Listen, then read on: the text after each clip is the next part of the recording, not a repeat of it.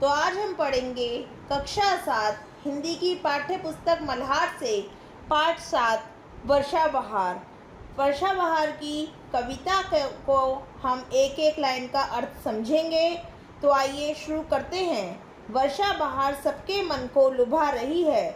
वर्षा ऋतु का यह सुंदर मौसम सभी के मन को बहुत अच्छा लग रहा है। नभ में छटा अनूठी घनघोर छा रही है। आकाश में काले घने बादलों का एक अनोखा और बहुत खूबसूरती से भरा हुआ सौंदर्य दिखाई दे रहा है।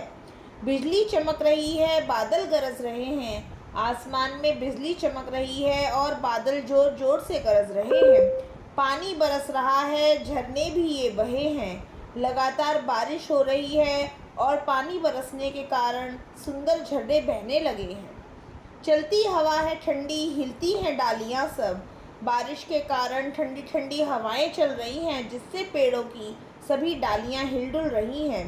बागों में गीत सुंदर गाती हैं मालिनें अब। बगीचों में मालिनें इस सुहावने मौसम से खुश होकर सुंदर गीत गा रही हैं। तालों में जीव जलचर अतिशय प्रसन्न होते। तालाबों में रहने वाले पानी के जीव बारिश में नया पानी पाकर बहुत खुश हो रहे हैं। फिरते लखों पपीहे हैं ग्रीष्म ताप खोते। देखो पपीहे पक्षी इधर उधर घूम रहे हैं और बारिश से अपनी गर्मी दूर कर रहे हैं। प्यारे बच्चों, तो अभी मैं आपको इन सभी पंक्तियों का सारांश समझाती हूँ। तो इसमें कवि ने कहा है कि वर्षा ऋतु आते ही आकाश में काले घने बादल छा जाते हैं। आसमान में बिजली चमकती है और बादल गरजते हैं, जिससे पूरा वातावरण सुंदर और अनोखा सा दिखता है। चारों तरफ पानी का बहाव होता है, जिससे जंगलों में सुंदर सुंदर झरने बहने लगते हैं और लगातार बारिश होने से पहाड़ों पर और सब तरफ पानी ही पानी हो जाता है। नदियाँ और तालाब पानी से भर जाते हैं। सब तरफ शीतलता और खुशहाली हो जाती है। ठंडी हवाएं चलती हैं। इस सुहावने मौसम को देखकर बागों में जो मालिनें होती हैं वो खुशी के गीत गाती हैं। जीव जंतु बहुत प्रसन्न होते हैं और तालाब में रहने वाले जलचर नया पानी पाकर खुश होते हैं। पपीहा पक्षी जो गर्मी के कारण एक जगह रहता है, बारिश की बूंदों से अपनी गर्मी को शांत करता है। करते हैं नृत्य वन में, देखो ये मोर सारे। वर्षा के आने पर वनों में सभी मोर खुश होकर नाचने लगते हैं। मेंढक लुभा रहे हैं गाकर सुगीत प्यारे। मेंढकों की आवाज़ भी ऐसा लग रही है जैसे कितना मनोरम गीत गा रहे हों और वो सबका मन आकर्षित कर रहे हैं। खिलता गुलाब कैसा सौरभ उड़ा रहा है।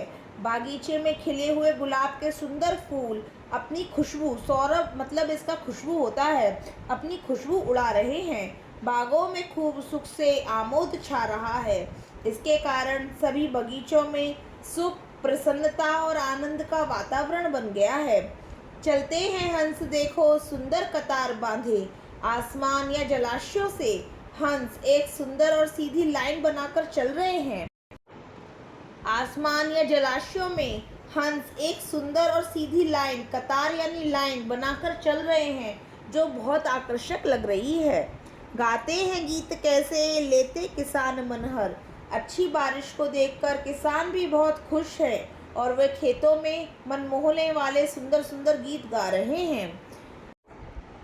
इस भांति है अनोखी वर्षा बहार भूपर, सारे जगत की शोभा निर्भर है इसके ऊपर। वर्षा की ये बहार हमारी धरती पर जो पड़ती है ये बहुत ही अनोखी है और सारे जगत की शोभा, जीवन, हरियाली, सुंदरता पूरी तरह इसी वर्षा ऋतु पर टिकी हुई है। तो बच्चों, अब हम इस कविता का सार समझते हैं। पहले भाग का मैंने आपको समझा दिया, अब ये दूसरे भाग का सार आपको मैं दोबारा समझाती हूँ। यहाँ पर आकाश में जब काले घने बादल छाते हैं, बिजली चमकती है और ठंडी हवा चलती है तो चारों तरफ शीतलता आ जाती है। तालाब के सभी जीव प्रसन्न होते हैं। पपीहे की प्यास बुझती है। मेंढक टर्टर करके गीत गाते हैं। मोर नाचते हैं।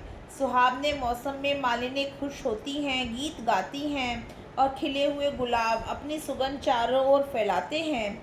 इन्हें देखकर कतार बांधकर हंस चलते हैं और हंसों को चलते देखकर और अच्छी बारिश से किसान भी बहुत खुश होते हैं और अपने खेतों में मनमोहक गीत गाते हैं।